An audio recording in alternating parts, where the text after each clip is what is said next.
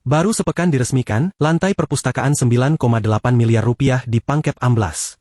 Gedung layanan perpustakaan Kabupaten Pangkep yang menelan anggaran hingga 9,8 miliar rupiah mengalami kerusakan. Bagian lantai gedung yang baru sepekan diresmikan Bupati Pangkep, Muhammad Yusran Lalogau, terlihat amblas dan berlubang di sisi kanan bangunan. Proyek pembangunan gedung ini dikerjakan oleh CV55 dan diklaim telah rampung sejak Desember 2024. Kepala Dinas Perpustakaan dan Kearsipan Kabupaten Pangkep, Muhyiddin, mengatakan pembangunan telah selesai dengan total anggaran hampir 10 miliar rupiah dari Pagu 2024. Terkait kerusakan lantai, Muhyiddin menyebut kemungkinan disebabkan oleh penyesuaian struktur bangunan. Selain masalah struktur, pembangunan gedung perpustakaan ini juga menjadi sorotan anggota DPRD Pangkep, Umar Haya. Ia menyoroti belum tuntasnya pengembalian kelebihan pembayaran oleh pihak rekanan berdasarkan temuan Badan Pemeriksa Keuangan atau BPK. Dari temuan BPK, terdapat kelebihan bayar sekitar 140 juta rupiah, namun hingga kini rekanan baru mengembalikan 10 juta rupiah secara bertahap.